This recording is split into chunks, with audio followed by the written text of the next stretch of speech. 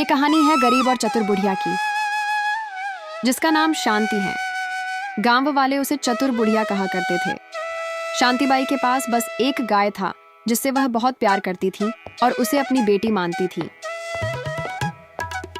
हाँ बेटा लाली, ले चारा खा ले। एक तू ही तो है मेरी इस दुनिया में, तेरी सिवा मेरा कौन है। शांतिबाई गरीब थी, लेकिन उस गाय के होने की वजह से उन्हें कभी किसी चीज की कमी नहीं हुई।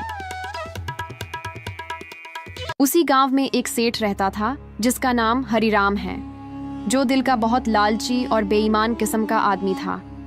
उसके पास पैसों की तो कमी नहीं थी, फिर भी वह लोगों को लूटता रहता था। एक दिन वह बुढ़िया के घर के पास से जा रहा था, तभी उसने उसके गाय को देखा और सोचा, ये गाय अगर किसी तरह मेरे पास आ जाए तो मैं तो माला माल हो जाऊंगा। अगले दिन हरिराम शांतिबाई के यहाँ आता है। अम्मा, लाली को मुझे दे दो, इसके बदले मैं तुम्हें 500 रुपए दूंगा। अब आप थक भी जाती होंगी। बात तो सही कह रहे हो बेटा, गाय कल सुबह दे जाऊंगी। हरिराम शांतिबाई को पैसे देकर खुशी खुशी अपने घर लौट जाता है। बनिए को क्या पता था कि शांतिबाई उसके साथ चाल खेल रही है। अगले दिन हरिराम बहुत देर तक शांतिबाई की इंतजार करता है। काफी समय इंतजार करने के बाद जब शांतिबाई नहीं आती है, तब वह गुस्सा हो जाता है। उसी दिन हरिराम गुस्से में शांतिबाई के घर पर आ जाता है। अम्मा, तुमने तो कहा था कि आज ये गाय मुझे दे दोगी। हाँ कही थी, लेकिन ये कही थी कि सोच के बताऊंगी। तुमने ही तो जल्दबाजी में पैसे दे दी। सेठ हरिराम चुपचाप अपने घर आ जाता है और थोड़ी देर सोचने के बाद वह निर्णय लेता है कि क्यों ना गाय को चुरा लिया जाए। ऐसा सोचकर वह आज शाम को ही जाने का प्लान करता है। उसी रात शांतिबाई अपने गाय को चारा देकर कहती है, लाली, तू तो मेरी बेटी है ना, मैं तुम्हें कैसे बेच सकती हूँ भला। शांतिबाई अपने गाय को चारा देकर सोने चली जाती है। थोड़ी ही देर में वहां जमींदार सेठ आ जाता है और इधर उधर देखता है तो कोई भी नहीं होता है। वह सोचता है कि यही अच्छा मौका है और बिना एक पल की देरी किए बगैर वहां से गाय लेकर वह चुपचाप अपने घर आ जाता है। उधर शांतिबाई जब अपने घर से बाहर निकलती है तो लाली को वहां न देखकर रोने लगती है और वह कहती है कि यह सारा काम उस बनिए सेठ हरिराम का ही है। शांतिबाई बिना एक पल की देरी किए बगैर वह सेठ हरिराम के घर पहुंच जाती है। हरिराम, मेरी गाय मुझे वापस कर दो, वरना इसका अंजाम बहुत बुरा होगा। तुम्हारी गाय? कौन तुम्हारी गाय? वो अब मेरी हो गई है। शांतिबाई उसे बहुत धमकी देती है, लेकिन उस सेठ हरिराम पर कोई प्रभाव नहीं पड़ता है। अगले दिन शांतिबाई गांव के सरपंच के पास जाती है, जो कि एक पेड़ के नीचे बैठे होते हैं। धीरे धीरे वहां गांव के बहुत सारे लोग आ जाते हैं।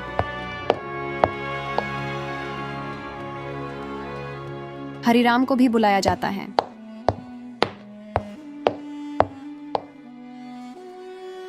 शांतिबाई पूरी बात सरपंच जी को बताती हैं। सरपंच जी ये समझ ही नहीं पाते हैं कि कौन सही बोल रहा है और कौन गलत बोल रहा है। तब वह एक तरकीब सोचते हैं। तुम दोनों में से जिसकी भी गाय होगी, उसके पास गाय खुद ब खुद चली जाएगी। सरपंच उन दोनों को सामने खड़ा कर देता है और गाय को अपने पास से छोड़ता है।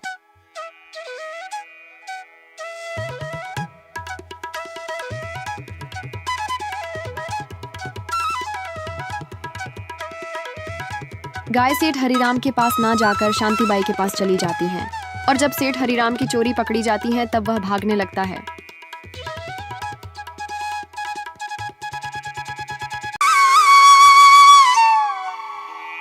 टिल्लू गांव के बाजार के बीचों बीच टिल्लू समोसे का ठेला लगाता था। उसके समोसे इतने स्वादिष्ट होते कि लोग दूर दूर से खाने आते थे। वाह भाई, अब जाकर पेट में कुछ अच्छा गया है, वरना सारे बाजार में मुझे कुछ भी अच्छा खाने को नहीं मिला। टिल्लू का काम बहुत अच्छा चल रहा था, लेकिन उसका सपना था एक पक्की दुकान खोलने का। अब कब तक मैं इस ठेले पर समोसे बेचता रहूंगा? आखिर मुझे भी तो एक दुकान खोलनी है। दुकान होगी तभी तो कोई बात बनेगी। ज्यादा लोग दुकान पर आया करेंगे और ज्यादा समोसे भी बिकेंगे। इसलिए अब मुझे दुकान खोलनी ही है। ये क्या, सारे जुड़े हुए रुपए निकाल लिए मैंने, लेकिन फिर भी कुछ नहीं हुआ। जबकि दुकान खोलने के लिए तो कम से कम 70-80 हजार चाहिए होंगे। अगर मैं सेठ जी से 25,000 उधार ले लूंगा तो मेरा काम चल जाएगा। फिर दुकान खोलने के बाद तो मेरी कमाई इतनी अच्छी होने लगेगी कि मैं उनके रुपए 3 महीने में लौटा दूंगा। दुकान खोलने के लिए उसके पास पर्याप्त पैसे नहीं थे, इसीलिए उसने उधार लेने का निर्णय लिया। टिल्लू गांव के सेठ जी के पास उधार मांगने गया। सेठ जी ने बिना गारंटी के उधार देने की शर्त पर उससे 2 गुने पैसे लौटाने को कहा। 25,000 के बदले 3 महीने में 50,000। टिल्लू के पास कोई और रास्ता नहीं था, इसलिए उसने शर्त मान ली। पैसे लेकर वह घर पहुंचा और पत्नी के साथ मिलकर दुकान खोलने की योजना बनाई। टिल्लू ने पत्नी के साथ मिलकर एक छोटी सी दुकान खोल ली। वह उसी जगह के पास थी जहां पहले वह ठेला लगाता था। दुकान लगते ही ग्राहकों की भीड़ उमड़ पड़ी और समोसे की बिक्री और ज्यादा बढ़ गई। टिल्लू और उसकी पत्नी दिन रात मेहनत करते। समोसे पहले से और अच्छे बनते और लोग तारीफ करते नहीं थकते। महीने के अंत में टिल्लू ने हिसाब लगाया। कुल 15,000 की बचत हुई थी, लेकिन सेठ का कर्ज चुकाने के लिए यह राशि कम थी। अब सिर्फ 2 महीने बचे थे और 35,000 रुपए और जोड़ने थे। टिल्लू ने फैसला किया कि अब समोसे की कीमत 10 से बढ़ाकर 15 रुपए कर देगा। पत्नी को चिंता थी कि ग्राहक कम हो जाएंगे, लेकिन टिल्लू को भरोसा था कि स्वाद के दम पर लोग आते रहेंगे। 1 महीने बाद नतीजा अच्छा रहा। 50,000 तक की बचत हो चुकी थी, लेकिन अब उसे लगा कि वह खुद के लिए कुछ नहीं बचा पा रहा। इसलिए उसने लागत घटाने की सोची और बाजार से सस्ते आलू और मसाले लाने लगा। धीरे धीरे समोसे का स्वाद गिरने लगा। ग्राहकों ने शिकायतें शुरू की, लेकिन टिल्लू ने उस पर ध्यान नहीं दिया। उसे सिर्फ पैसे जोड़ने की चिंता थी।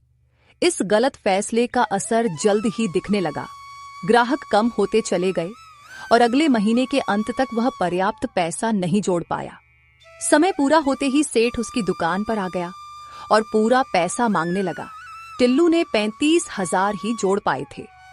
सेठ ने गुस्से में आकर कहा कि अब से हर दिन टिल्लू की दुकान की पूरी कमाई वही लेगा, जब तक कि पूरा कर्ज नहीं चुका दिया जाता। टिल्लू के पास विरोध करने का कोई उपाय नहीं था। सेठ रोज शाम आता, दुकान का मुनाफा लेता और चला जाता। हर दिन टिल्लू 100 से ज्यादा समोसे बेचने लगा। 200 रुपए सेठ को देता और बाकी खुद बचा लेता। दुकान अब सही चल पड़ी थी और इस तरह टिल्लू ने अपनी सूझबूझ और मेहनत से न केवल कर्ज चुकाने का रास्ता बनाया, बल्कि अपनी दुकान और इज्जत दोनों को संभाल कर रखा।